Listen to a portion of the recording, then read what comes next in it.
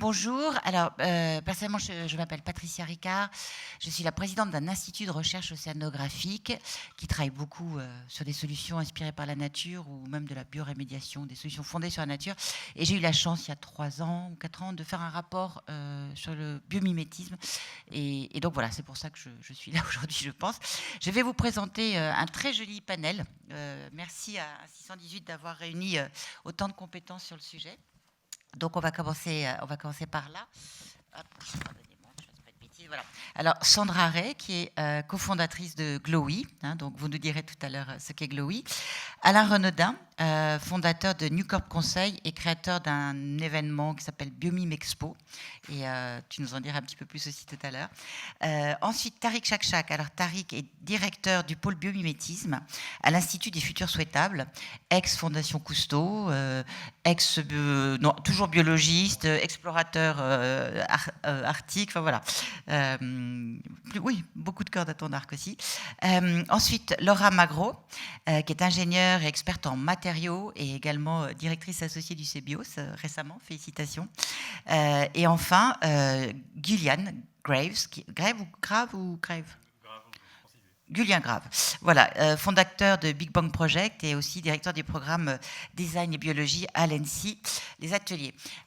Alors peut-être très rapidement, et pardonnez-nous pour ceux qui connaissent déjà le biomimétisme, je voudrais peut-être que Tariq, tu nous donnes mais vraiment les 5-6 phrases de définition et après on rentrera dans vos projets respectifs et on essaiera de voir effectivement comment le luxe peut s'inscrire dans cette belle trajectoire. Mais pour être sûr que tout le monde comprenne les enjeux, si tu pouvais, Tariq, nous faire un petit rattrapage de première année. Alors, bonsoir à tous, bon après-midi à tous.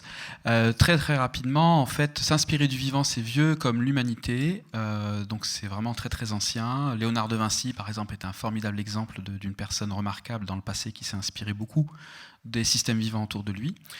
Par contre, le biomimétisme même, c'est plutôt 1997. Ça a commencé avec une américaine qui s'appelle Janine Benyus. Et ce qui fait la différence, c'est l'intention. C'est résoudre des challenges humains liés à la transition écologique pour le faire simplement. Donc l'éco-conception.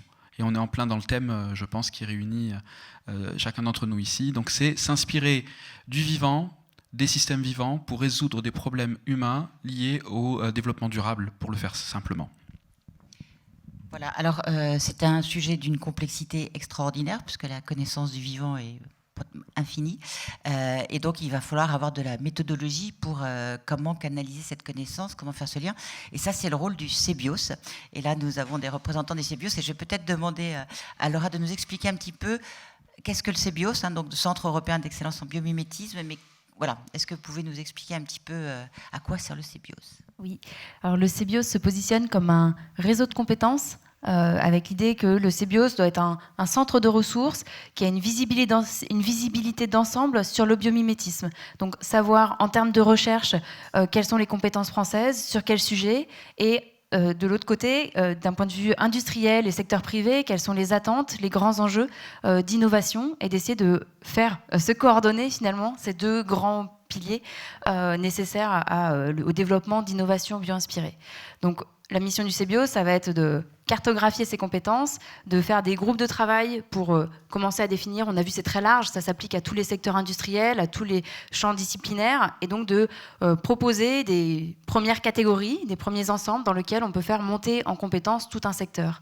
Donc sur la question par exemple de l'habitat ou sur la question des matériaux, réunir toute la chaîne de valeur industrielle sur ce sujet, les faire monter en compétences parce qu'on a, nous, une vision d'ensemble du sujet. À partir de là, ça aide à faire émerger des projets innovants et des projets de recherche. Alors, une question idiote, quelle formation faut-il avoir pour participer à ces ateliers, ou est-ce que juste beaucoup d'enthousiasme et de désir suffisent ?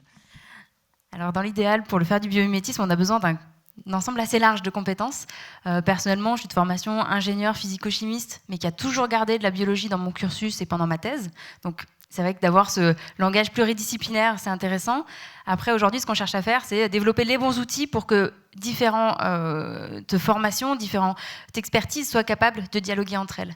Et pour ce genre de choses, on a par exemple le rôle du designer qui peut être très intéressant pour faire dialoguer les différents champs de compétences dont on a besoin.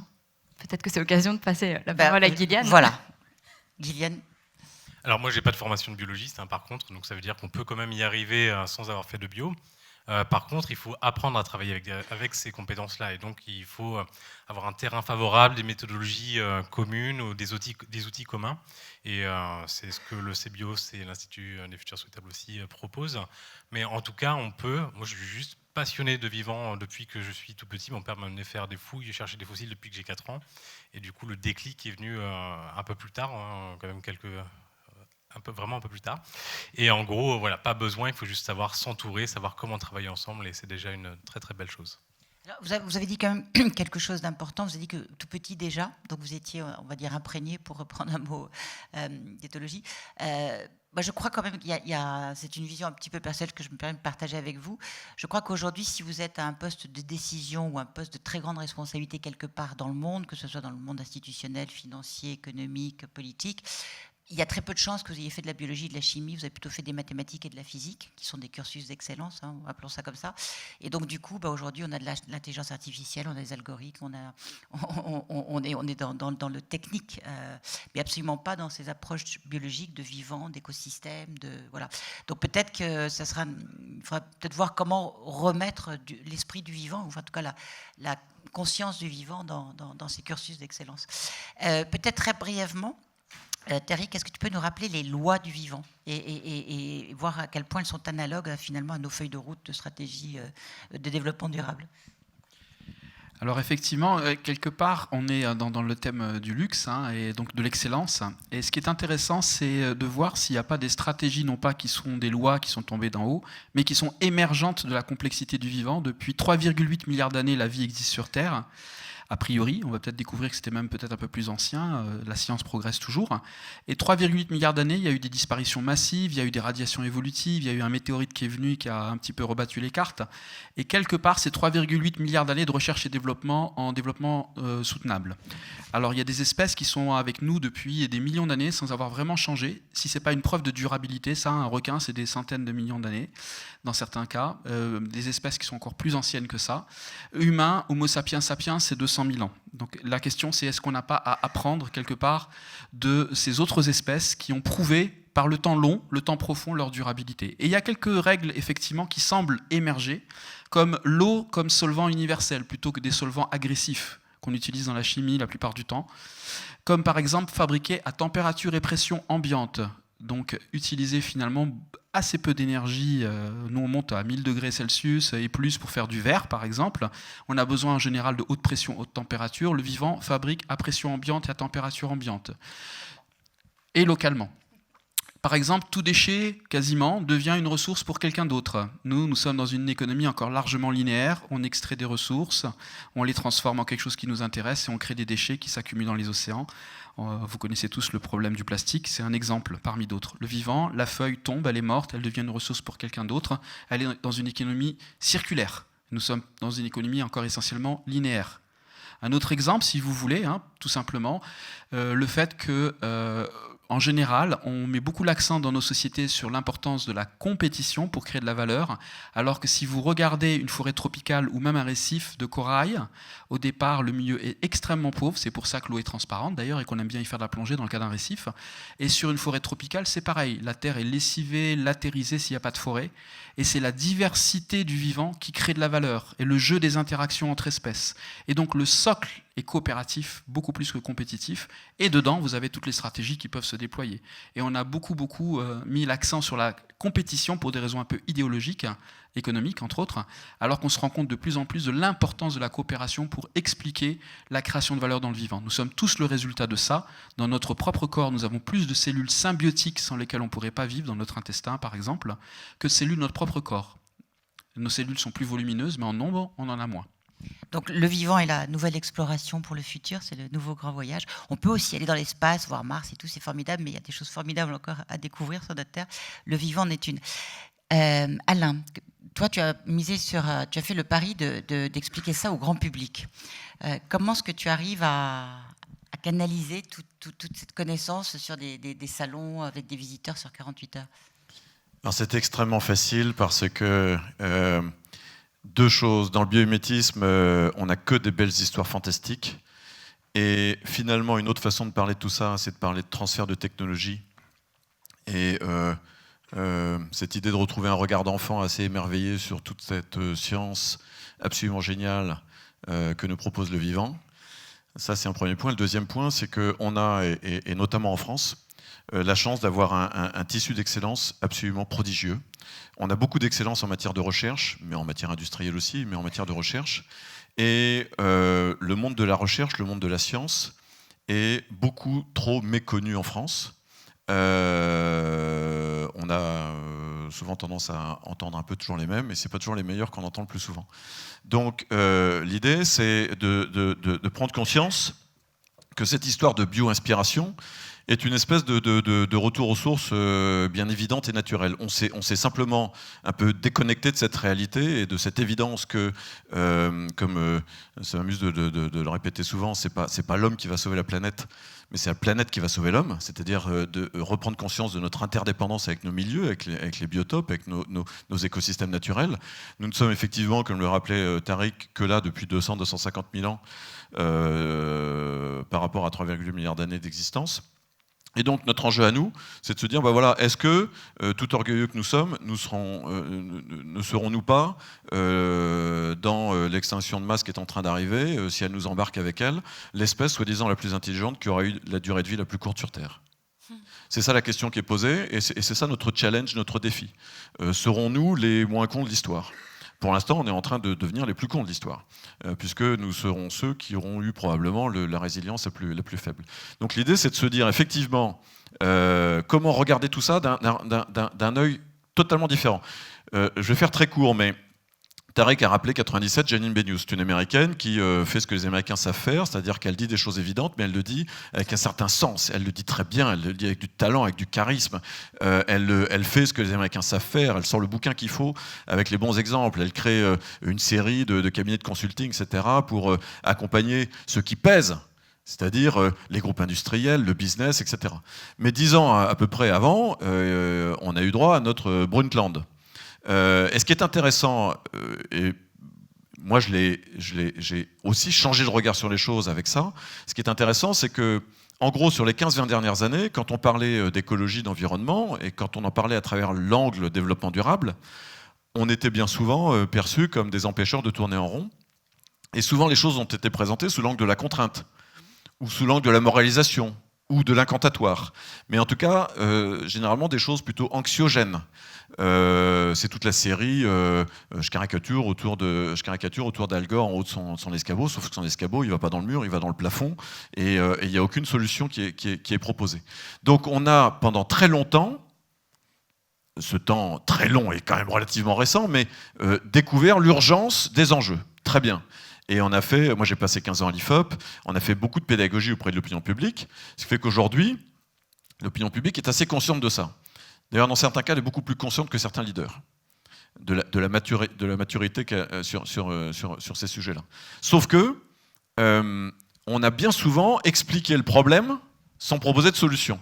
Et sans doute qu'une partie, peut-être, partie de l'explication du courant climato-sceptique, c'est que sans doute que parmi l'ensemble de ses défauts, l'homme n'aime pas voir un problème sans solution.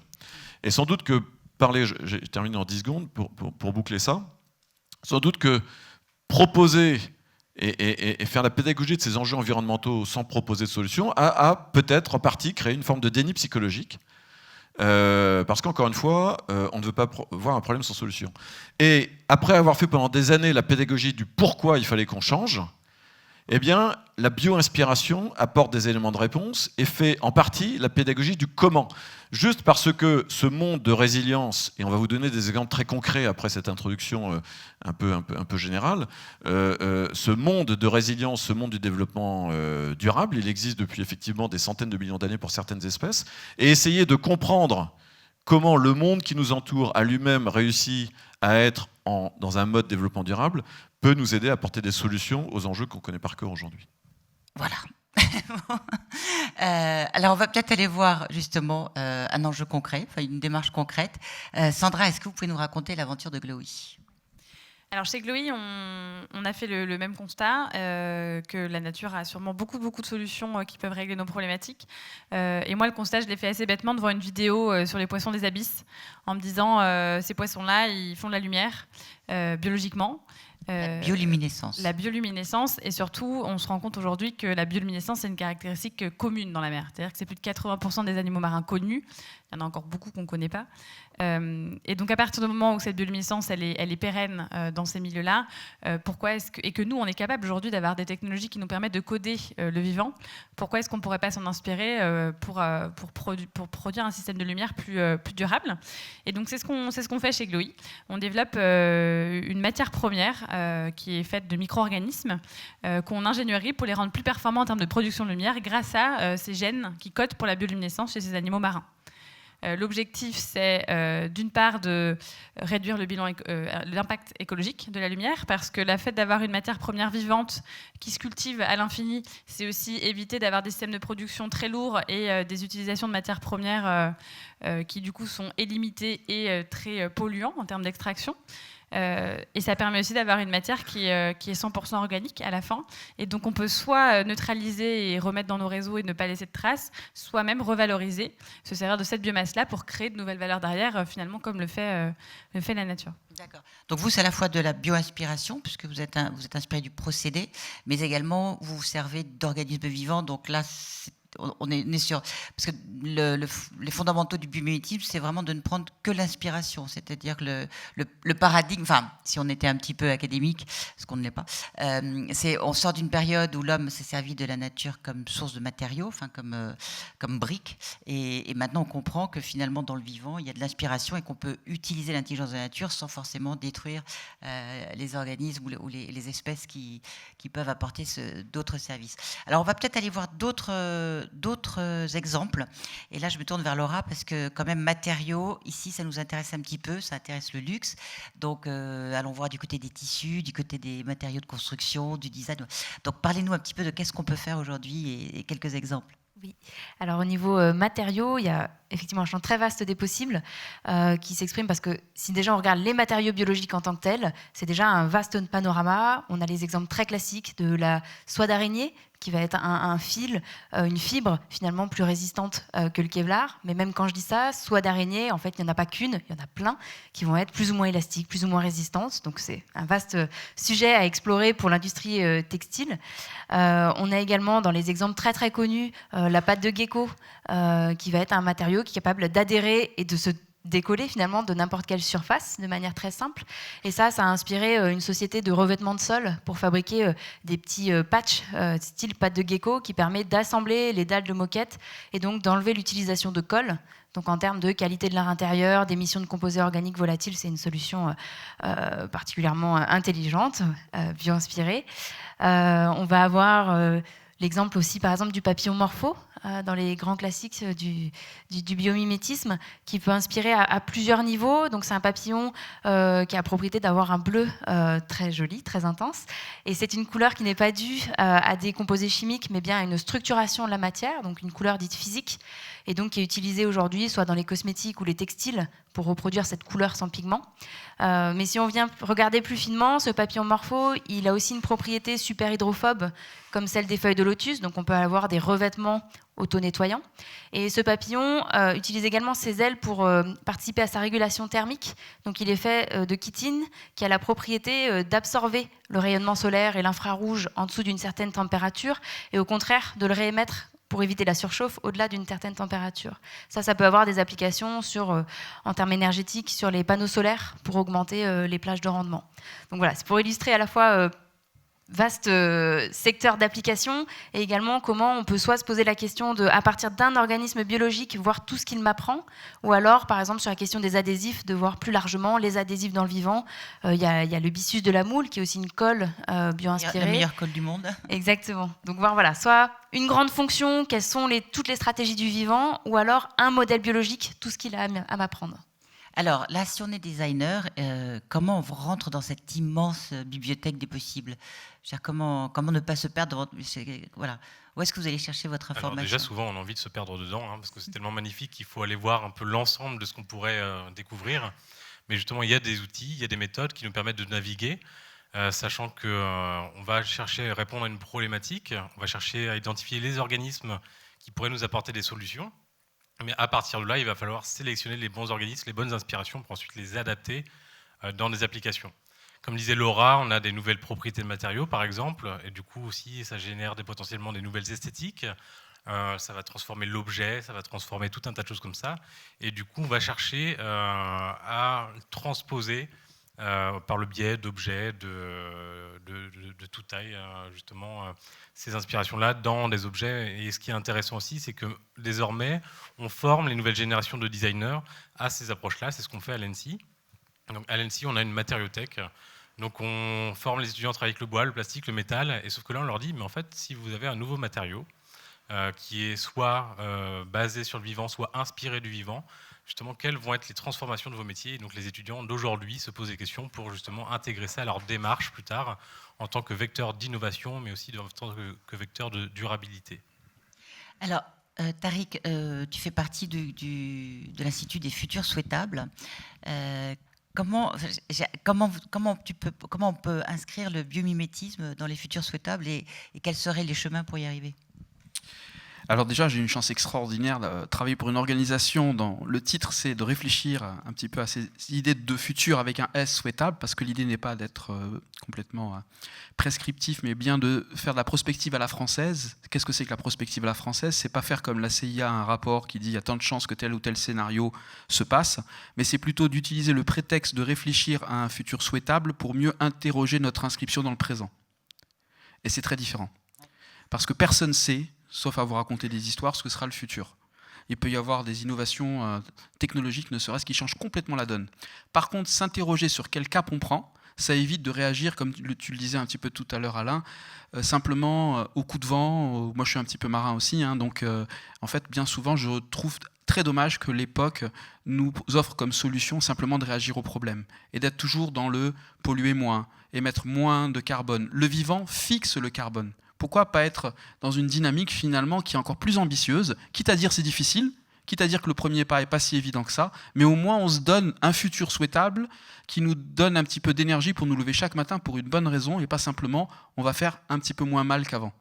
Donc le vivant nous donne des tas de modèles intéressants et aussi des modèles qu'il ne faut surtout pas imiter. Donc finalement le biomimétisme c'est la rencontre entre la biologie et les humanités.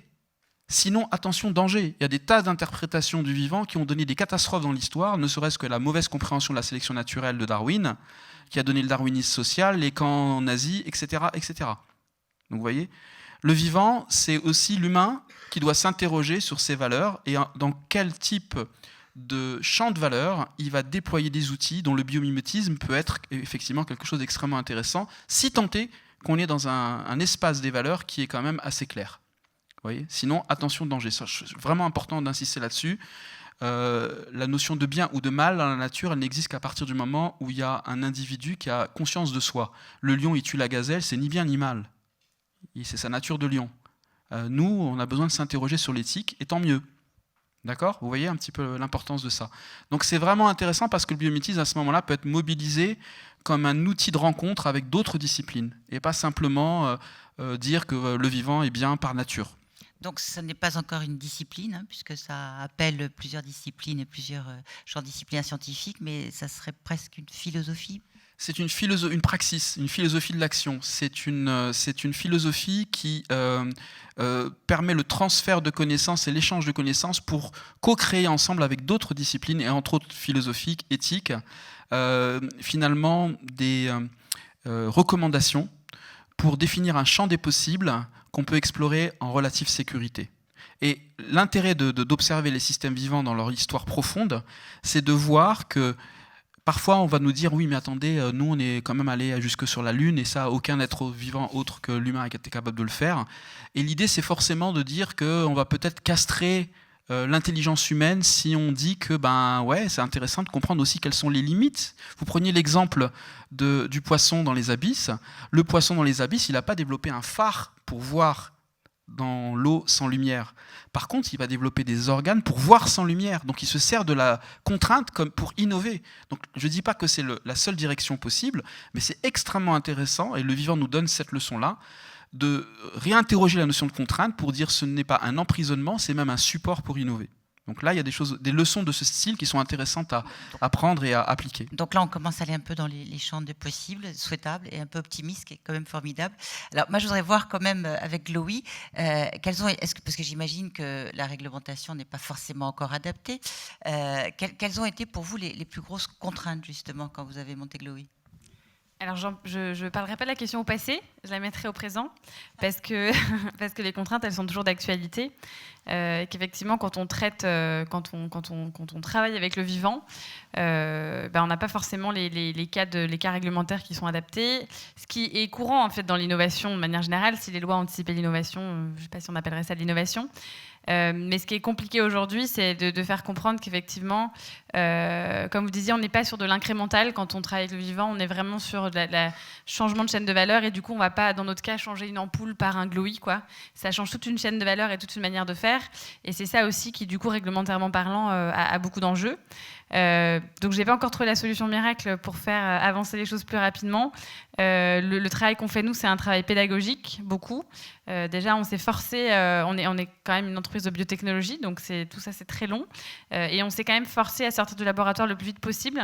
Au bout d'un an, on a pu sortir nos premiers produits pour faire simplement des installations éphémères, mais pour vraiment mettre les gens face à la réalité de ce que c'est que cette lumière-là, ce qu'elle va pouvoir apporter, quels sont les enjeux. Et tout ça, ça participe à une prise de conscience un peu globale. Et donc notre but à travers ça, et c'est aussi un enjeu pour faire avancer le réglementaire, c'est de réussir à faire comprendre aux gens que ces solutions-là inspirées du vivant, finalement, c'est pas un truc un peu bizarre qu'on fait dans notre laboratoire, c'est juste un peu une évidence qu'il va falloir intégrer dans notre futur. Et donc le travail, il porte là-dessus. C'est un travail de persuasion auprès du gouvernement, que ça soit en France, au niveau de l'Europe ou à l'étranger, pour adapter le cadre réglementaire à l'utilisation de ce nouveau type de matériaux finalement, parce que les raisons pour lesquelles c'est bloqué, c'est pas des raisons sanitaires, ni de toxicité, ni de pathogénicité, tout ça, c'est vraiment des questions de cadre, quoi. Ça rentre juste pas dans le cadre et les applications. C'est pas encore prévu par les réglementations. Ça, si je peux juste réagir là-dessus, j'en profite pour apporter un petit complément qui, je trouve, fait écho aux deux précédentes remarques, c'est que au CBIOS, du coup, en se positionnant comme structure de réseau qui aide à essayer d'accompagner ce mouvement, on a notamment participé à l'élaboration des premières normes ISO internationales et d'une déclinaison française. Alors, ça réglera pas ces problèmes réglementaires-là, mais qui essaie de poser les premiers jalons, parce qu'on sait que ces problèmes arrivent et vont arriver. Et les premiers jalons qu'on a posés, en tout cas, c'est de rapprocher biomimétisme de l'éco-conception, en disant qu'il devait y avoir un bénéfice mutuel et dans l'idée de rester dans le cadre de développement durable et des principes du vivant, de s'assurer que toute innovation qui passe par cette démarche de la bio-inspiration soit réévaluée et questionnée par les outils d'éco-conception. Il ne s'agit pas d'aller dans du développement technologique pour technologique, mais donc voilà, de commencer à poser pour ces premiers jalons. Et effectivement, sur le thème de l'habitat bio-inspiré, il y a cette même question. Quand on essaie d'être autonome en eau, ce n'est pas accepté par la loi. Et donc, bon, tout ça, c'est des choses à faire avancer, mais voilà, c'est des premières normes qu'on essaie de poser pour faire avancer ce débat-là. Il y a tout à mettre en place. Et là, pour revenir un petit peu au cœur de notre sujet, nombre d'innovations amenées par le luxe, les premières voitures, les premières salles de bain dans les maisons, ont totalement bouleversé nos sociétés modernes. Est-ce que le biomimétisme pourrait, par le luxe, avoir cette même dynamique ? Alors, le luxe, c'est un vaste secteur, et le biomimétisme aussi. Alors, vous avez certainement oui. Non, mais certainement oui. Ce que je veux dire, c'est que y a plein de façons d'aborder en essayant de rentrer un peu dans des choses concrètes, plein de façons d'aborder le sujet. Le luxe a sans doute une position un peu particulière, dans la mesure où effectivement c'est un secteur très leader et dont on s'auto-gargarise assez souvent en France. Et en même temps, comme dirait l'autre, moi, je l'ai beaucoup étudié en termes de perception institutionnelle auprès de l'opinion publique, par exemple. Le secteur du luxe et des grandes marques du luxe. Et notamment en mettant en place pas mal d'observateurs sur le développement durable après 2002, le sommet de Johannesburg, quand j'étais encore avec ma casquette IFOP. Et le secteur du luxe est très mal perçu sur cette dimension développement durable. Je parle de perception, et comme on dit en enquête d'opinion, perception is reality, ça veut pas dire que le luxe ne fait pas, ou n'est pas un bon élève de ça, sauf que vous savez bien souvent que vous jugez les gens sans forcément savoir qui ils sont et ce qu'ils font, et donc l'opinion publique a une opinion sur le luxe et le développement durable sans forcément éplucher tous les rapports RSE des groupes. Ni eux, ni personne d'ailleurs, parce que le taux de lecteur est quand même assez faible. La perception du secteur du luxe est assez négative sur ces questions-là. Elle n'est pas forcément meilleure que le secteur bancaire, les groupes pétroliers ou les compagnies aériennes. C'est pour donner un peu le niveau. Et pour autant, normalement, le luxe est en bonne résonance avec tout ce dont on parle là, parce qu'on est plutôt dans le précieux, on est plutôt dans le rare, on est plutôt dans le beau, on est plutôt dans le geste, on est plutôt dans l'intelligence, on est plutôt dans l'excellence, etc. Sauf qu'à côté de ça, il y a aussi le luxe qui se renouvelle en permanence. D'ailleurs, quand on parle de quelque chose en disant que c'est un effet de mode, on dit bien que c'est quelque chose d'éphémère. Et donc, les mots évoquent aussi des perceptions et des sentiments. On est bien souvent... c'est pas forcément le cas des gens qui sont ici, d'après ce que j'ai vu là-bas, mais on est bien souvent dans beaucoup d'argent, dans beaucoup de show, dans des valeurs qui sont, là pour le coup, un petit peu bousculées par l'époque qu'on est en train de traverser. Et pour autant, le luxe est aussi un secteur qu'on montre souvent comme un secteur modèle, avant-gardiste, qui innove énormément, qui se réinvente. On est dans la création, on est plutôt dans la qualité que dans le mass market et dans la quantité. Et donc, ce qu'il faut considérer, c'est que la bio-inspiration n'a le monopole de rien, et aucun secteur n'a le monopole de la bio-inspiration. Ce que je veux dire par là, c'est que ce que le luxe fait déjà en matière de bio-inspiration et fera demain en matière de bio-inspiration, c'est sans doute aux gens qui sont dans cette salle de l'inventer, en partant du principe que vous pouvez considérer le biomimétisme comme une source d'inspiration, soit à travers des objets, soit en y pensant en tant qu'entreprise. Je vais donner en rafale quelques exemples extrêmement courts et qui sont sans doute pas tous opportuns, j'en sais rien. Mais bien souvent, on en a un peu parlé, Laura, je crois, dans la nature, les surfaces sont multifonctionnelles. Et souvent, elles sont multifonctionnelles.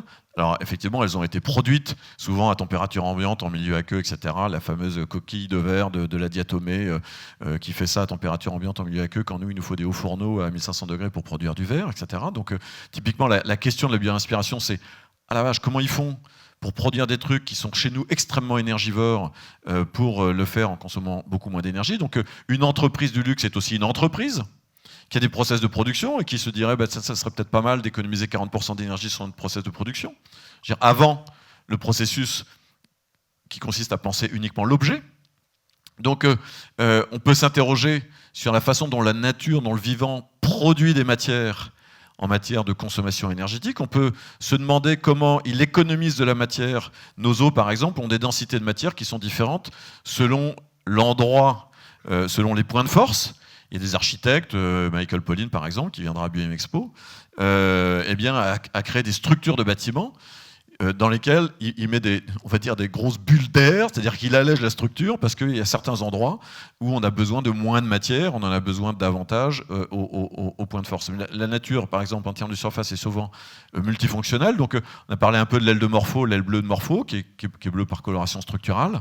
Donc ça intéresse typiquement des gens comme L'Oréal. Est-ce que luxe et biomimétisme, c'est un sujet d'intérêt ? Visiblement, par exemple, je ne pense pas que ce soit des gros mots, L'Oréal et LVMH sont adhérents du CBio, sont partenaires de BioM Expo et s'intéressent à tout ça. Vous pouvez avoir demain des surfaces qui vont être autocicatrisantes, qui vont être antibactériennes. La peau de requin, on a parlé un peu du requin tout à l'heure, a inspiré une boîte américaine qui s'appelle Sharklet pour faire un sticker auto-nettoyant. Il est peut-être d'ailleurs aussi auto-nettoyant, mais antibactérien qu'ils vendent aux cliniques et aux hôpitaux américains. Il se trouve que l'aile de Morpho, mais comme beaucoup de surfaces dans le vivant, elle n'aime pas beaucoup non plus avoir des passagers clandestins, parce que ça alourdit. Donc le Morpho, il n'aime pas, tout comme le requin n'aime pas avoir des bactéries, le Morpho n'aime pas avoir des passagers clandestins parce qu'il a besoin de voler, donc il a besoin d'alléger. Et donc généralement c'est auto-nettoyant. C'est pas toujours évident de manufacturer le vivant, hein, mais justement tout ça est en train d'évoluer. Mais demain vous pouvez avoir des produits de luxe ou pas de luxe, j'en sais rien, mais qui vont apporter un confort d'usage, un confort d'utilisation, un attribut marketing, pour dire les choses, supplémentaires, parce que comment ça se fait que, encore aujourd'hui, nos dalles de verre de smartphone sont encore dégueulasses du matin au soir, propagent un nombre de bactéries incroyable, j'imagine, sont pas du tout anti-reflets, alors qu'on pourrait regarder le... Et elles se cassent, et elles ne se réparent pas toutes seules. Elles ne se réparent pas toutes seules, elles ne sont pas anti-reflets, alors que le papillon Greta Otto a des ailes fascinantes qui inspirent les fabricants de toute surface de ce type-là demain.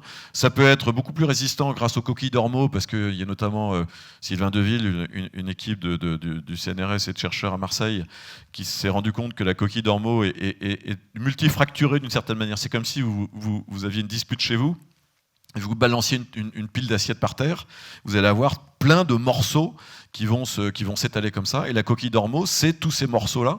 Et ce qui fait que quand elle subit un choc, la fissure a beaucoup de mal à se propager.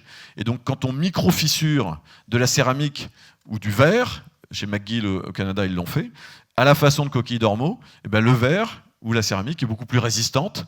Maintenant, est-ce que les fabricants d'objets veulent qu'ils soient beaucoup plus résistants et qui durent beaucoup plus longtemps? Ça, c'est une autre question. Mais en tout cas, dans la nature, il y a beaucoup de réponses à ces enjeux-là. Eh ben, merci déjà pour ta réponse. Tariq, tu voulais répondre également sur est-ce que le biomimétisme peut être porté par le luxe? Je pense que le mot-clé, effectivement, qui a déjà été dit par Alain, c'est excellence. Et si jamais on tire les conséquences de ce mot excellence, ça veut dire excellence dans les produits, bien sûr, mais excellence dans les processus aussi de fabrication, excellence dans la prise de considération de l'ensemble du système, en fait, qui a permis à un produit luxueux d'arriver jusqu'à la main ou jusqu'à son consommateur, son utilisateur. Et je dirais que le biomimétisme, on le distingue classiquement autour de 3 grandes portes d'entrée qui se parlent les unes les autres. Hein. C'est juste une façon pour le grand public de mieux comprendre la forme, le design de forme. Je pense que Gillian pourrait parler d'un projet inspiré du Nautilus, par exemple, ou bien l'architecture comme la Tour Eiffel elle-même a été inspirée indirectement de l'os de fémur humain. Peu de gens savent que même notre symbole national est bio-inspiré. Le but, c'était même pas l'économie... le développement durable, mais c'était l'économie de matière, donc ça se rejoint finalement, hein, puisque la répartition sur un os de la matière, c'est sur les lignes de force, et Gustave Eiffel a travaillé avec un ingénieur allemand qui avait étudié l'os de fémur humain, donc voilà. Et par ailleurs, les matériaux, dont Laura nous a parlé, et les systèmes, donc là on parle d'une forêt, d'un récif, du déchet qui devient une ressource pour l'autre, et de l'organisation en fait qui pourrait toucher l'ensemble du cycle de vie également au niveau systémique de la production d'un bien dit luxueux. Donc l'excellence, l'exigence d'excellence, maintenant, c'est plus simplement le résultat, il faut que ça aille jusqu'au cœur des processus. Et là, je pense que c'est le luxe qui est un peu prescripteur, quelque part, pourrait aussi l'être dans les processus. Maintenant, il est temps. Parce que l'information dans notre système humain est en train de monter. Et ce qu'on ne pouvait pas voir avant, maintenant, le public peut le voir. Et donc, je pense aussi qu'il y a un enjeu de marque, maintenant, de plus en plus, parce que si ce n'est pas fait, ça sera su et ça détériorera de toute façon cette image d'excellence. Oui, donc le risque réputationnel des entreprises. Le risque réputationnel qui est dans le capital maintenant. Qui est dans le capital maintenant. On dit que ce sont les designers, notamment les frères Hems, qui ont été les premiers à s'inspirer du vivant ou à avoir cette réflexion. Est-ce que le design est la meilleure porte d'entrée pour se promener là-dedans ? Alors la meilleure porte d'entrée peut-être parce qu'elle permet justement de faire la synthèse entre des nouveaux matériaux, des questions de structure, des questions d'usage, des questions ergonomiques, des questions économiques, pour être en phase avec des questions environnementales par exemple. Mais au début, le design s'en est saisi plutôt sur des questions de forme, ce qu'on appelle le biomorphisme par exemple, comment on va s'inspirer des formes de la nature pour répondre à certaines fonctions ou à certaines problématiques. Mais petit à petit, justement, on arrive... Au fur et à mesure qu'on comprend de mieux en mieux le vivant, on arrive aussi à une maîtrise dans nos métiers, dans nos pratiques, de plus en plus poussée justement de cette inspiration du vivant. Alors, Tariq parlait d'une bouilloire, par exemple, du Nautil.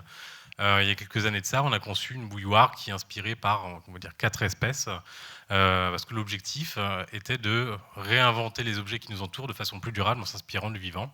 Et du coup, on a inventé avec mon collègue Mishka Mello une méthodologie qui nous permettait de réinventer justement les objets du quotidien par ce biais-là.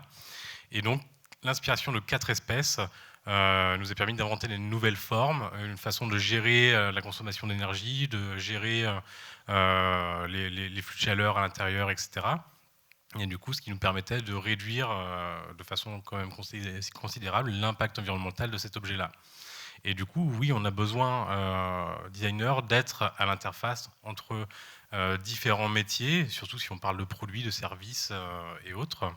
Et c'est en tout cas une très très belle porte d'entrée. Alors on a aussi cette responsabilité, hein, et aujourd'hui les designers se misent de plus en plus sur ce biais-là parce que il y a beaucoup de designers qui commencent à travailler sur des objets techniques ou électroniques qui sont de plus en plus gadgets, jetables. On parle beaucoup d'Internet des objets, ce genre de choses-là qui sont potentiellement pas forcément terribles pour l'environnement. Et en même temps, de plus en plus de designers sont aussi éduqués à ces questions-là, ce qui permet justement de développer des approches nouvelles qui sont plus raisonnables et en même temps extrêmement innovantes. Et c'est tout l'intérêt du biomimétisme. Bon, tu voulais rajouter quelque chose, Thierry, et après on va prendre quelques questions. Juste par rapport à l'exemple que Gillian vient de mentionner, elle est magnifique cette bouilloire, et je me rappelle, si tu me permets de partager un peu cet échange que nous avons eu, où Gillian disait, en gros, c'est un produit de luxe, non ? Alors, j'imagine qu'elle n'est pas produite en série. Non, alors le problème c'est qu'elle était tellement technique qu'on avait dû utiliser des procédés de fabrication de pointe.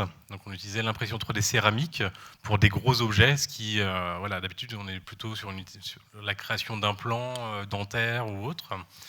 Donc là on avait un enjeu de taille, ce qui fait que le prix de production de cette bouilloire-là, juste le prix de production s'élevait à 1 000 €. Alors on a eu beaucoup de propositions du monde du luxe forcément, et on nous a dit bon, pas de souci, moi je la vends 2 000 €. Alors, on a réfléchi quand même avec Mishka et voilà. Mais en gros, nous, on a décidé plutôt de chercher à abaisser les coûts pour la rendre accessible au plus grand nombre. Mais en tout cas, oui, de ces inspirations-là découlent des esthétiques un petit peu particulières qu'on peut potentiellement mettre en avant et valoriser. Alors, est-ce que vous avez des questions à ce stade ? Parce qu'on ne vous voit pas tellement, parce qu'il y a un gros spot, non ? Pas de questions.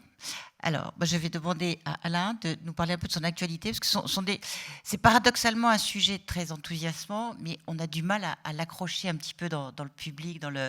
Donc, il va y avoir pour la première fois quelque chose à Paris. Est-ce que tu veux nous parler un petit peu de Biomime Expo ? Oui, alors on a démarré, on a voulu, il y a quelques années, effectivement, partager beaucoup de choses qui existent déjà, c'est-à-dire que le biomimétisme n'est pas né d'hier. Il y a déjà beaucoup d'équipes, à la fois côté recherche et côté industriel ou côté entrepreneur, qui travaillent là-dessus et qui font des choses, des architectes, enfin tout un tas de profils divers et variés. Et donc, on a commencé à imaginer un événement pour rassembler tout ça. Et il y a beaucoup de colloques scientifiques sur le biomimétisme, mais il n'y avait pas vraiment de grandes réunions annuelles pour montrer ce qu'ils font et montrer ce qu'ils font, pour prendre une formule simple. Et en mixant justement les profils pour parler de recherche avec des chercheurs, des grands professeurs, etc., qui nous présentent des projets assez fantastiques, mais aussi faire pitcher des startups, montrer pourquoi, et donner la parole à des industriels pour qu'ils nous expliquent, eux, pourquoi ils s'intéressent à ça et pourquoi ils estiment que ça peut être un axe de recherche stratégique et de développement stratégique pour les années qui viennent.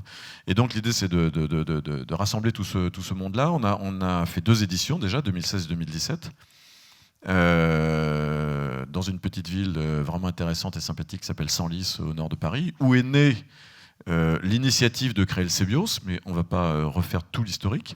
Et cette année, donc à la rentrée 2018, on passe un cap qui est une assez grande marche pour réaliser Biomime Expo à Paris, sur 2 dates de lieux différents. On sera le 6 septembre reçu en partenariat avec Anne Hidalgo et la mairie de Paris dans les salons de réception de l'Hôtel de Ville de Paris.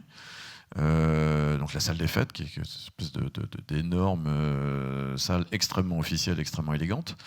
Et là, on parlera notamment, pas uniquement, mais en bonne partie du thème qu'on avait d'ores et déjà défini pour l'édition Biome Expo 2018, c'est-à-dire la ville de demain, et comment cette ville de demain peut s'inspirer du vivant et peut s'inspirer des écosystèmes naturels.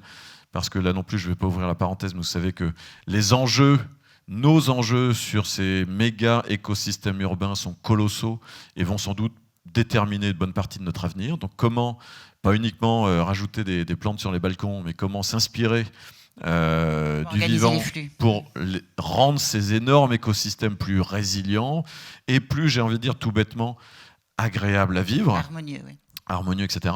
Donc ça sera le 6 septembre à l'Hôtel de Ville de Paris, et le 23 octobre pour cette fois-ci la grande journée forum avec showroom, exposition extrêmement diverses en matière de sujets abordés. Là, ça sera à la Cité des Sciences et de l'Industrie, donc toute la journée le 23 octobre, avec beaucoup d'interventions. C'est un événement un peu hybride, avec beaucoup de formats différents, et pour aborder beaucoup de sujets, et notamment des sujets qui, au-delà des aspects techniques, produits, qui sont souvent les premiers aspects par lesquels on parle de bioinspiration, parce qu'ils sont concrets. Vous avez plein d'exemples. La presse parle de plus en plus de biomimétisme, parce que c'est aussi un bon sujet, un bon candidat de plateau parfois.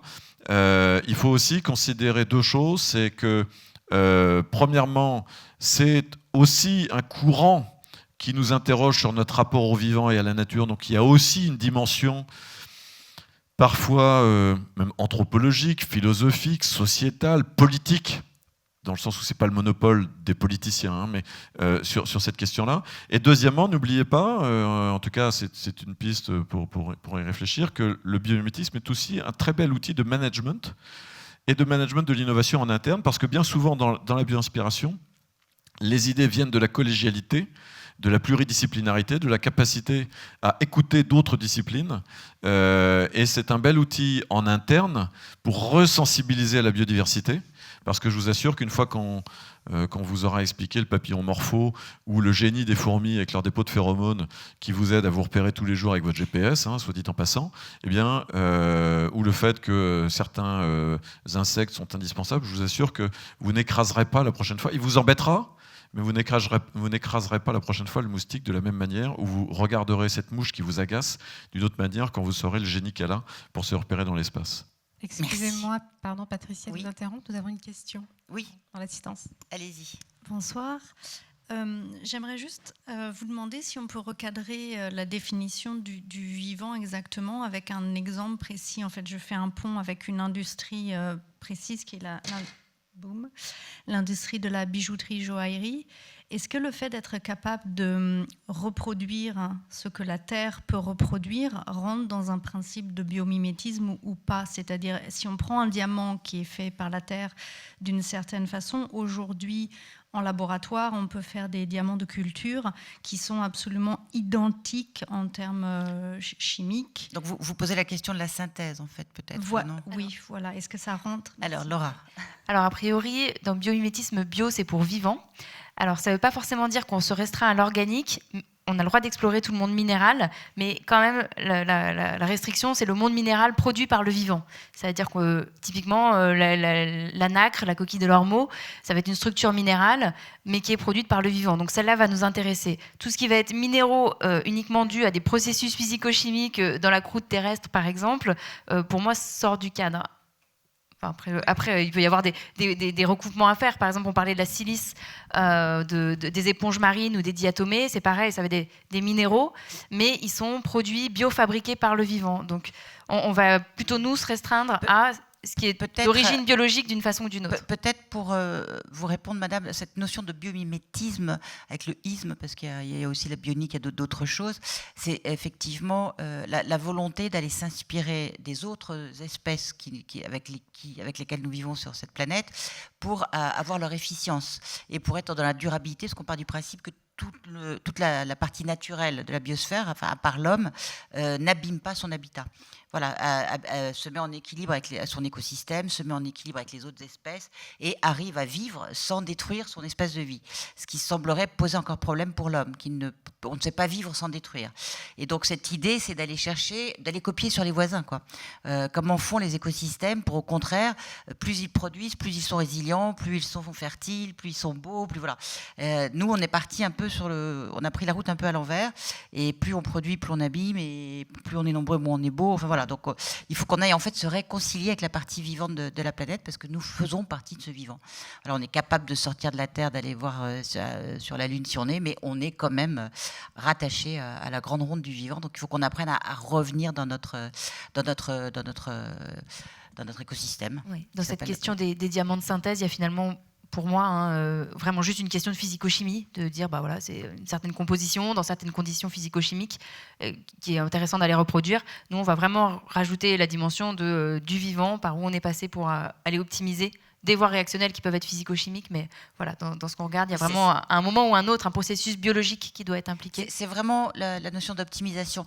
Peut-être donner des exemples très simples, c'est toujours un peu les mêmes, mais ils sont assez basiques. Si vous regardez les pales des éoliennes aujourd'hui, elles s'inspirent des nageoires des baleines qui ont des petits picots comme ça, parce que c'est plus efficace. Ça augmente l'efficacité en diminuant la résistance. Enfin, la nature, c'est des cours de biologie, de chimie et de physique. Ce sont les trois grandes sciences du vivant. Et la nature, avec le temps, l'évolution avec le temps, a optimisé les situations, les formes. Voilà. Ensuite, vous avez les procédés, les fameuses termites qui habitent dans des endroits où il fait très froid la nuit, très chaud la journée, et elles ont inventé la climatisation. Il y a un architecte qui s'est inspiré de ces termitières et qui a drastiquement fait tomber la facture d'énergie thermique du bâtiment. En France, vous ne pourriez pas. Les pompiers vous diraient... Ah, ils ont réussi, oui. Ah, alors bon, donc on peut.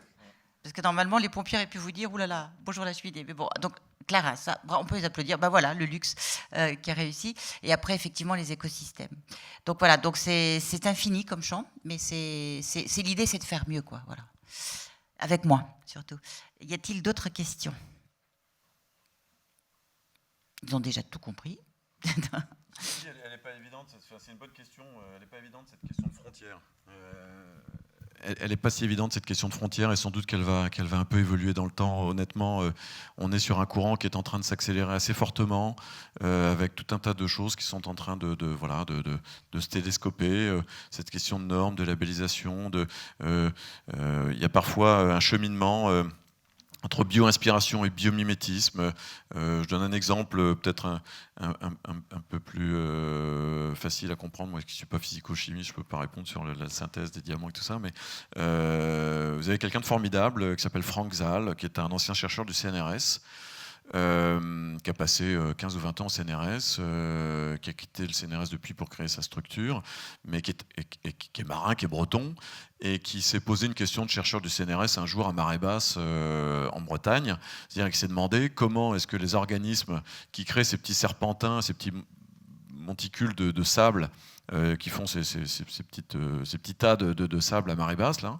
Moi j'ai vu ça 2 millions de fois, je ne me suis jamais demandé qu'est-ce qu'il y avait en dessous et comment faisait l'organisme marin pour vivre en dessous à marée basse. Et donc Franck s'est posé la question, comment est-ce que ce ver, qui est une arénicole, mais ça je laisse sous le contrôle de Tariq compléter, il s'est dit, mais comment est-ce que cet organisme fait pour respirer à marée basse, en partant du principe qu'entre les deux marées, il était en apnée, parce que c'est la marée qui lui apporte son oxygène. Donc il s'est intéressé à cette arénicole, il a découvert que cette arénicole avait une hémoglobine qui s'est avérée totalement compatible avec tous nos rhésus, mais qui était une hémoglobine, je fais simple, d'une certaine manière super oxygénée. C'est-à-dire que son hémoglobine va séquestrer 50 fois plus les molécules d'oxygène que nous. Et donc, le bestiau chope l'oxygène quand la mer est au-dessus de sa tête, en fait des réserves, et peut être pendant 6 ou 7 heures en apnée. Il s'est inspiré de cet organisme vivant pour voir comment il pouvait trouver des nouvelles solutions pour préserver la durée de vie des greffons en cas de greffe d'organes, partant du même principe que l'organe privé de l'organisme était privé de son oxygène, un peu comme l'arénicole est privé de son apport en oxygène à marée basse. Là, ça va devenir très technique. Non, et je termine juste là. Non, parce que je ne peux pas être technique là-dessus. Mais il s'est bio-inspiré du truc, mais aujourd'hui, il a développé un élevage de vers marins à Noirmoutier. Donc aujourd'hui, c'est une forme de bio-assistance. Il n'a pas mimé le processus. Mais Donc la bio-inspiration ne débouche pas toujours sur du biomimétisme. Quand Saint-Gobain s'inspire de l'effet feuille de lotus, qui est hyper hydrophobe pour fabriquer du vitrage auto-nettoyant, là, ils réussissent à répliquer, dans le manufacturing la manufacture du verre, ils réussissent à répliquer la nanostructure de surface. Là, c'est du biomimétisme. Mais Franck Zal, il y a de la bio-inspiration, mais il n'a pas, dans le processus, mimé jusqu'au bout pour artificialiser une hémoglobine. Mais demain, vous pouvez être transfusé avec cette hémoglobine, elle est compatible avec tous les résus, elle est lyophilisable, et donc elle a déjà sauvé des vies. Merci. Qu'est-ce que le design recherche? Par exemple, toi, Guyliane, quand tu travailles sur une idée, un projet, comment tu utilises cette approche biomimétique? Alors nous, on part soit dans deux sens en fait. On peut partir soit du côté de la question, soit du côté de la réponse. Donc en gros, on a deux stratégies. Donc soit on se donne notre propre problématique, soit on nous commande une question. Une entreprise va venir nous dire, bah tiens, je travaille sur tel sujet, il y a des nouvelles normes qui arrivent, on doit rendre ça plus durable et en même temps on doit rendre ça aussi assez innovant. Donc comment est-ce qu'on pourrait faire? Donc on part de la question, de la problématique, et là on va chercher à identifier dans le vivant des sources d'inspiration qu'on va chercher à transformer en innovation. Et un soir, on part aussi justement du catalogue d'espèces, de mécanismes ou de stratégies du vivant assez fabuleuses. On va découvrir des choses incroyables et là on va se dire, bah tiens, en fait, à quel problème ça peut répondre? Et ce qui est assez magnifique aussi, c'est que là, c'est la question d'échelle.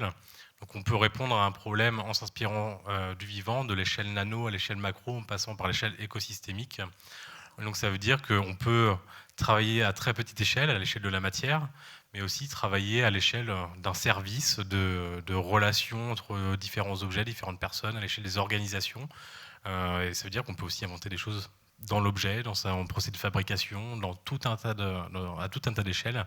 Et c'est ça qui est passionnant. Alors ça rend les choses complexes, mais c'est assez incroyable. Et alors, par exemple, donc, si moi je ne suis pas designer, mais voilà, on dit souvent, si tu as un problème, pose-toi la question, qui dans la nature a le même problème que moi et comment il l'a résolu? Donc ça, c'est le principe de base. Donc quand on arrive au Cébios, comment vous organisez cette connaissance? Oui, donc on fonctionne avec des groupes de travail. Donc on a ouvert la grande thématique de l'habitat, la grande thématique des matériaux, et on a construit, nous, par notre regard, qui n'est pas spécialiste de chaque domaine, mais vraiment transversal, une vision d'ensemble des opportunités qui sont déjà aujourd'hui connues sur ces sujets. Donc qu'est-ce qui a déjà été fait et qu'est-ce qui est dans le vivant a déjà été Donc vous regardé. agrégez de la connaissance qui est déjà voilà, produite par d'autres laboratoires. On se positionne vraiment comme un centre de ressources qui a une vision d'ensemble. On ne va pas aller dans le détail fin de chacun de ces mécanismes, mais d'avoir une vision large de ce qui se passe. Donc toute personne qui arrive et qui ne sait pas par quelle porte d'entrée finalement commencer, peut se mettre un petit peu à niveau de le biomimétisme dans le secteur de l'habitat, le biomimétisme dans le secteur des matériaux. Demain, ce sera le biomimétisme pour la gestion de l'information. On peut ouvrir comme ça plein de champs thématiques sur lesquels nous, on sert de mise à niveau. À partir de là, on peut aider à identifier sur quel sujet vous voulez travailler et du coup, à partir de là, quels sont les experts vers qui vous dirigez. Donc, on a vraiment les insectes, les oiseaux, ou les mammifères ou les fleurs. Ou plutôt quels experts parmi ceux, par exemple, autour de la table, allez voir. Mais également aussi, s'il y a un modèle biologique qui est particulièrement pertinent, du coup, quel expert aujourd'hui travaille au sein du Muséum d'histoire naturelle, au sein des laboratoires de recherche, pourra aider à faire ça. Donc, on fait vraiment la mise à niveau des gens qui ne connaissent pas encore le biomimétisme et l'interface vers toutes les structures aujourd'hui qui existent, qui ont une expertise qui peut être mise à profit d'un projet de recherche, d'un projet d'innovation. Donc la plus grande bibliothèque de biomimétisme, ce sont les muséums d'histoire naturelle et leurs réserves, alors avec toutes ces espèces bien rangées. Exactement. Et dans les projets un petit peu qu'on a envie de monter, il y a aussi l'idée de développer les outils pour aider les gens à s'approprier plus facilement le sujet, et donc d'aller voir comment, aujourd'hui, on parle beaucoup de biodiversité, donc on parle beaucoup de bases de données biologiques qui sont déjà structurées uniquement pour la donnée biologique, donc recenser les espèces, recenser la cartographie, recenser toutes leurs propriétés. En fait, ce qu'on aimerait nous porter, c'est l'idée de comment on peut revisiter ce répertoire biologique sous l'angle de biomimétisme, donc de voir où on a déjà identifié le vivant vraiment sous l'angle fonctionnel. Fonctionnel, ça produit de la lumière, fonctionnel, ça optimise l'énergie, fonctionnel, propriété de surface, de matériaux. Donc voilà, revisiter toute cette biodiversité sous l'angle du biomimétisme pour que tout un chacun puisse finalement poser une question d'ingénieur, poser une question de recherche ou d'innovation et fouiller par l'intermédiaire d'un tel outil dans la donnée biologique. Donc ça, c'est des projets long terme. Cet outil, c'est pour quand? Très bientôt, si on a Très bientôt, des ça va aller supports sous. politiques et institutionnels. Alors peut-être un partage de connaissances, les livres qu'on peut lire, les films qu'on peut voir. Qu'est-ce que Oui. vous auriez à partager avec nous? Alors, moi, un premier que je peux te proposer, c'est une série de films documentaires qui s'appelle Nature égale futur, Formidable. qui a je les ai été vus. coproduite par le CBIOS, mais également le CNRS, le Muséum d'histoire naturelle, l'Univers Science, la Belle Société Production. Bon, j'oublie peut-être quelques Voilà, c'est des partenaires. petits films assez qui- courts et assez accessibles. Voilà, des documentaires de 4 minutes seulement sur des sujets. On en a parlé plusieurs ici. Je crois qu'il y en a un avec ton projet, Gilliane, de Bouilloire. Et donc, voilà, pour avoir une vision d'ensemble de projets majoritairement français, et à chaque fois, quelle recherche et quelle innovation Donc derrière. nature égale futur, ça c'est la petite collection sur les livres. Sur les, pardon? Cbios.com, effectivement, le site du Cbios qui est assez intéressant. Les deux TED de Janine Bénus aussi, pour ceux qui sont adeptes des TED Talk. Elle a fait 2 TED assez fondateurs. Regardez les deux parce qu'ils commencent pareil mais ils finissent pas pareil. Voilà, il y a le site asknature.org aussi. Il y a un livre de Gauthier Chapelle, qui est un Oui. écologue belge, qui est une des références en la matière, qui s'appelle La nature comme modèle, ou Le vivant comme modèle, je ne sais plus. Le vivant comme modèle. Il y a un bouquin qui est aussi bourré d'exemples que je trouve bien, c'est le bouquin de Serge Berthier, qui est chercheur à l'Institut des nanosciences de Paris, quelque chose comme ça. Il y a pas mal de références. Il y a le livre de Janine Bénus, Biomimicry, enfin biomimétisme, traduit par Gauthier Chapelle. C'est un petit monde encore, hein, donc on retrouve souvent les mêmes. Il y a des fiches Biomime-Review sur biomimexpo.com, il y a des Emmanuel pédagogiques pédagogiques qu'on a réalisées. Emmanuel là-dessus. Delannoy sur la permaéconomie, puisque la permaculture pour l'agriculture s'inspire du vivant, puisque dans la nature, la nature ne fait pas de monoculture, hein, c'est toujours plutôt divers. Voilà. Natural Capitalism de Hunter Lovins, qui est aussi hyper intéressant parce que ça adresse du coup plus d'un point de vue économique encore, donc avec des exemples, mais d'un point de vue hyper macroéconomique qui est super. Et j'imagine que vous avez un site, glowy.com, je ne sais pas quel est votre site d'ailleurs. Glowy.com. Glowy.com, donc là il y a pas mal de... Est-ce que vous avez des prochaines innovations dans votre agenda prochain? Nous, tout l'enjeu qu'on a aujourd'hui, c'est comme on est un gros projet de R&D, on essaye de trouver des marchés intermédiaires pour continuer à faire notre R&D, pour avoir une solution qui, à la fin, est super efficace et compétitive avec des systèmes d'éclairage actuels, notamment là où il y a le plus de problématiques, donc c'est dans les villes, notamment, pour à la fois les questions de consommation énergétique et les questions de pollution lumineuse. Donc ça, c'est notre objectif. Et donc pour arriver là, on segmente un peu tout ça. Et donc le prochain projet là qu'on est en train de mettre en place pour 2019, c'est justement d'utiliser notre système de lumière continue, biologique, pour des espaces, notamment des espaces de repos et de bien-être. Parce qu'en plus d'avoir cet impact écologique intéressant, on a pu prouver que la bioluminescence a des effets relaxants, a des effets intéressants sur les fonctions cognitives, grâce à sa longueur d'onde et à sa lumière froide. Et donc l'objectif, c'est d'aller dans un premier produit en intérieur de lumière continue biologique, justement dans ces espaces-là.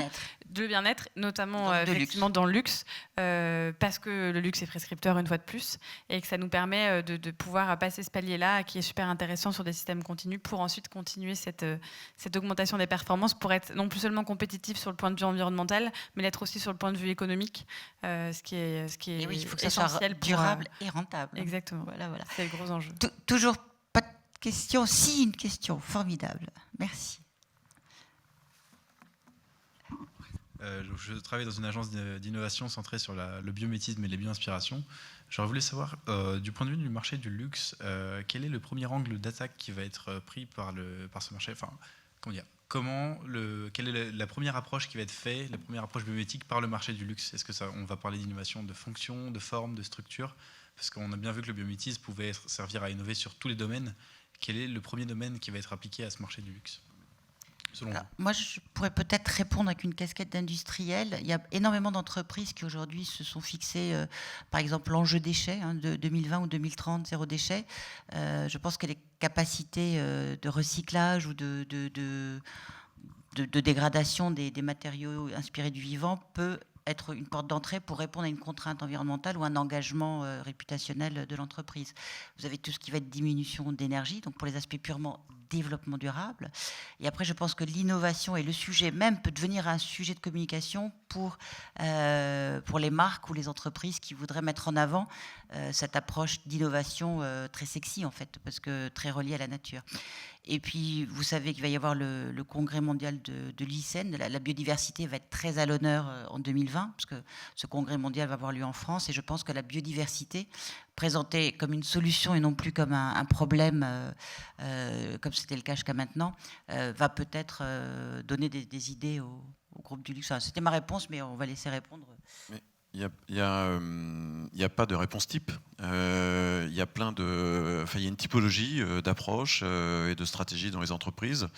Ce qu'on peut dire rapidement, c'est qu'il y a quelques grandes clés d'entrée pour appréhender le biomimétisme dans le milieu industriel. Soit vous avez une clé d'entrée RSE, développement durable. C'est une grande porte d'entrée pour appréhender ces questions-là. Parce qu'encore une fois, la bio-inspiration est à ce moment-là appréhendée comme une source de solutions possibles pour répondre aux indicateurs clés portés par la politique développement durable du groupe. Alors évidemment, encore plus dans les groupes cotés, depuis les lois NRE de 2001-2002, ça c'est sûr. Vous pouvez avoir une clé d'entrée équipe recherche, développement, innovation, qui se casse la tête tous les matins pour trouver de l'innovation idéalement fantasmée comme disruptive. Et donc l'idée, mais tout à fait vertueuse, c'est de se dire, bah voilà, est-ce qu'on n'a pas loupé quelque chose en n'allant pas assez regarder du côté du vivant ? Et là aussi, petite parenthèse, mais c'est pas parce que c'est bio-inspiré que c'est forcément disruptif. Les winglets au bout des ailes des avions qui sont inspirés des rémiges premières des grands rapaces, génial. Merci Richard Whitcomb, 74 centre de recherche de la NASA. Vous retrouvez ça aujourd'hui sur tous les Airbus et tous les Boeing. Sur un A320, c'est 3,5% de carburant en moins. C'est chouette, c'est très bien. Mais c'est pas disruptif. On n'a pas changé. C'est pas une alternative énergétique, etc. Puis pendant ce temps-là, le transport aérien fait x2 tous les 10 ans, donc ça ne réduit pas la facture. Mais donc, vous avez une clé d'entrée RSE, développement durable, vous avez une clé d'entrée recherche, développement, innovation, vous pouvez avoir une clé d'entrée direction générale. Ce qui est sûr, c'est qu'il y a plein d'équipes dans les groupes industriels qui s'intéressent à ça. Mais c'est encore plus puissant et efficace quand c'est porté à une dimension stratégique et, on va dire, corporate. Je prends juste un exemple. L'Oréal, Jean-Paul Agon, programme 2020 Sharing Beauty with All.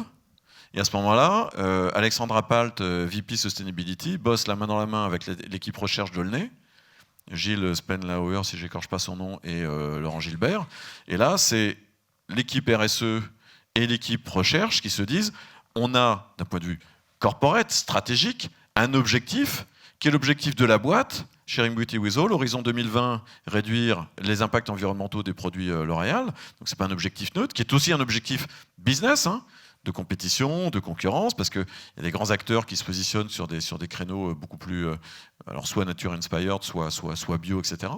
Donc la clé d'entrée elle est très variable, et parfois, juste un autre exemple, c'est un enjeu économie circulaire. Ford, par exemple, après avoir étudié pendant 3 ans avec les Américains du biométrie qui s'appelle 3.0, la filière GNB-News, s'intéresse à la pâte de Geco pour voir comment améliorer le taux de recyclage des matières qu'ils ont assemblées dans l'habitacle, parce que ce qu'ils ont bien collé, c'est comme le coup du nœud de Coluche, ce qu'ils ont bien collé entre le bois, textile, plastique, tout les tas de dérivés, etc., dans l'habitacle, ils ont beaucoup de mal à le désassembler, et donc à recycler les différentes matières. Ils s'intéressent à la pâte de Geco et à l'effet Van der Waals de la pâte de Geco pour pouvoir assembler des trucs et plus facilement les désassembler pour augmenter. Donc là, la clé d'entrée, c'est recyclage, économie circulaire. Après, vous avez quand même beaucoup d'entreprises qui ont répondu au Global Compact des objectifs de développement durable, des programmes onusiens. Donc les entrées sont déjà là. Ce qui va probablement accélérer le mouvement, c'est l'efficience de la démarche. Voilà, je pense que c'est un petit peu comme les premières entreprises qui ont sauté le pas pour le digital. Je crois qu'après, les gens ont compris que c'était juste, c'est une innovation qui est en route, c'est parti. Et ça devrait aller de plus en plus vite parce que ça marche. Voilà. Il y avait un livre très, très, très sympathique aussi de Jean-Marie Pell qui avait écrit Sévère et ça marche. Voilà, qui était voilà. Est-ce qu'il y a encore une question là-haut, madame ? Oui, bonsoir, merci pour vos interventions. D'abord, juste un clin d'œil à Sandra Rey, j'ai fait Strat, donc bravo pour ce beau projet. Je suis consultante en stratégie RSE, justement, dans le cabinet des enjeux des hommes. Et en fait, je voulais soulever, ma question portait un peu sur un paradoxe que vous avez un peu abordé et qui est même dans le titre de cette conférence. Finalement, le biomimétisme, sa beauté, c'est aussi d'être un peu assez évidente, c'est d'être dans du bon sens, d'aller observer comment ça se fait et de chercher un peu à répliquer, s'inspirer. Et en fait, au contraire, par rapport à tout ce que vous avez pu souligner, on voit qu'il y a beaucoup de contraintes, qu'il y a beaucoup de recherches nécessaires, beaucoup de coûts qui sont un peu inhérents à ces démarches-là. C'est les débuts. Voilà, des freins, voilà, c'est le début, des freins parfois réglementaires aussi. Donc ma question est un peu prospective, voilà, et va un peu même à l'encontre de l'intitulé, mais demain, comment on s'y prend pour démocratiser le biomimétisme? Voilà, merci. Allez, puisqu'on parle de souhaitable. Non, c'est très important déjà de bien comprendre de quoi on parle quand on parle de bio-inspiration et de quoi on parle quand on parle de biomimétisme. Et ça, c'est encore très confus. Comme le disait Patricia, c'est le sous-ensemble éco-conception et on espère bien que justement par la sensibilisation, par la formation, en proposant des méthodes comme on le fait à l'Institut du Futur Souhaitable en collaboration avec le CBIOS, le Muséum d'histoire naturelle et l'ENSI, en fait on montre qu'au-delà du concept, il y a des méthodologies et Gillian aussi explore d'autres méthodologies, il n'y en a pas qu'une d'ailleurs. L'idée c'est de vraiment pouvoir accompagner pas à pas les acteurs, déjà dans la compréhension de ce que c'est que réellement le biomimétisme versus d'autres bio-inspirations. Donc l'aspect éco-conception, donc la notion d'intention, de raison d'être de la grille de lecture et de l'outil, et derrière également donc accompagner pas à pas les acteurs qui se mettent en marche, de façon à pouvoir être certain qu'on ne sort pas du champ déjà, mais aussi accélérer cette transition souhaitable qu'on appelle la transition écologique, économique. On voit bien qu'on est dans une période de grand bouleversement par rapport à nos repères économiques. La plupart en fait, des acteurs économiques nouveaux bouleversent un petit peu nos schémas classiques. Et donc il y a aussi quelque part une demande des acteurs économiques, de la société en général, de modèles de référence qui donnent toujours cette idée de cap. Vers quoi finalement on essaie de trouver de l'agilité, mais vers quoi ? On essaie de se mettre en mouvement, mais vers quoi? Et c'est là tous les enjeux de la RSE se trouvent, entre autres. Et la thématique du climat a beaucoup été dominante ces dernières années. Et de plus en plus, la thématique de la biodiversité est en train de monter. Et je crois que pour être proactif et prospectif, il faut trouver non pas des réponses correctives, mais de façon à être très en amont en éco-conception, éviter qu'en développant des nouveaux produits, on se retrouve sur d'autres cul-de-sac l'étape d'après. Plus de 80% des problèmes environnementaux pourraient être réglés si en amont, dans la phase d'éco-conception, on a intégré certains grands principes, comme l'organisation Natural Step qui a proposé par exemple 4 grands principes, cadrant tout simplement, éviter de dépendre de manière trop importante de ressources extraites de la croûte terrestre parce que par essence, elles sont non renouvelables et elles sont finies. Premier principe. On ne peut pas parler de développement durable si jamais on est en permanence en train de mettre des nouvelles molécules qui n'ont jamais été présentes dans le vivant, qui sont technologiquement très intéressantes, peut-être à court terme, mais qui provoquent des tas de problèmes de santé publique et de santé des écosystèmes. Donc tout ce qui est lié à la pollution. Deuxième principe. On ne peut pas parler de développement durable si jamais nos process conduisent à la destruction physique des écosystèmes, surpêche, déforestation, destruction des habitats, modification des habitats naturels. Et finalement, le dernier, on ne peut pas parler de développement durable si nos modes d'inscription au monde empêchent certains humains d'accéder à leurs besoins fondamentaux. Donc à ce moment-là, on peut discuter de ce que c'est qu'un besoin fondamental, physiologique, d'éducation, d'abri, de sécurité. Mais si ces 4 principes-là ne sont pas le cadre dans lequel toutes les parties peuvent être jouées, à ce moment-là, on est hors champ. Et le biomimétisme doit être joué sur ce cadre-là. D'accord ? Et là, vous êtes proactif. Et là, du coup, la prospective peut vraiment être intéressante dans le sens où, si vous intégrez ça, vous êtes déjà prospectif. Vous voyez ce que je veux dire? Vous évitez déjà de vous cogner le mur dans la prochaine étape. Et ça, c'est super important. À ce moment-là, le biomimétisme peut être vraiment mobilisé comme accélérateur d'innovation. Et je crois qu'on a mis en place cette formation donc, de 4 jours avec l'IFS et tous les partenaires, aussi pour poser ça et pour donner des méthodes pour aller vers ça et pour accélérer la transition. Voilà, c'est vrai qu'on oublie toujours, mais dans le changement climatique a accéléré un petit peu cette approche. Lorsque vous entendez les gens parler d'arriver à ces fameux 1,5 degrés d'augmentation maximale, sinon ça ne va vraiment pas être très confortable ici-bas, on parle toujours de réduire les émissions, mais en fait il faut d'un côté réduire les émissions et de l'autre côté augmenter la capacité de stockage du vivant. Et c'est là qu'on se rend compte que le vivant est l'acteur premier de la résilience climatique. Donc en fait, ça veut dire réapprendre à ne plus abîmer le vivant et être aussi efficient que lui sur voilà. Et peut-être même un jour faire effectivement du béton, comme la nature fait du calcaire, nous on fait du béton. Le calcaire stocke le carbone et le béton en émet. Voilà. Donc il faut juste qu'on reprenne la route dans le bon sens. Je peux juste finir avec une petite métaphore que je trouve intéressante pour réfléchir au design du système lui-même. Souvent on dit dans la communauté des gens qui ont été très actifs sur le climat, changer le système, pas le climat. Parce que le climat, finalement, comme un corps qui est malade, qui a la température, c'est un résultat systémique de quelque chose qui est en crise. Si vous faites jouer au Monopoly, vous savez, le jeu, je ne sais pas si vous avez déjà joué au Monopoly, Mère Teresa et le Dalai Lama, la fin est toujours la même. Il y a un gagnant et un perdant. Oui. Donc il y a un design système du jeu aussi à repenser. Et on en est là. Il faut qu'on arrive à rechanger les règles du jeu. Je pense que là, un des enjeux de la RSE, et ça touche le politique, ça touche toute la société en général, c'est de travailler pour créer des nouveaux designs esthétiques, avec des matériaux intéressants, qui respectent la biosphère, l'atmosphère, etc., voire fixateurs de carbone et recréateurs de biosphère, mais aussi changer les règles du jeu de qu'est-ce que c'est que le succès, qu'est-ce que c'est que l'excellence. Allons-y jusqu'au bout, encore une fois, dans cette notion d'excellence. Donc voilà, voyez-vous, un autre monde existe, mais il est déjà dans celui-ci. Voilà, on va peut-être en rester là, parce que je sens que ça pique un peu du nez, puis il faut rendre la salle, puisqu'il est déjà 18h29. Non, Sofiane, non, c'est bon ? Oui. Bon, ben, on va remercier nos invités. Donc voilà, Glowy. N'oubliez pas d'aller voir Biomime Expo à l'Hôtel de Ville et à la Cité des Sciences. Gilliane, on va tous aller voir ta bouilloire. Où est-ce qu'on peut la voir d'ailleurs ? Sur bigbang-project.com. Voilà. Et le CBio, c'est à Senlis. Et les futurs souhaitables, c'est ? Donc, si vous googlez Institut des futurs souhaitables, vous verrez, il y a un pôle biomimétisme. On développe aussi un cabinet de curiosité dans l'esprit 19e siècle, en collaboration avec Nucorp aussi. On imagine toutes sortes d'événements pour aussi sensibiliser justement à cette approche. Voilà. Merci en tout cas de votre attention. Merci.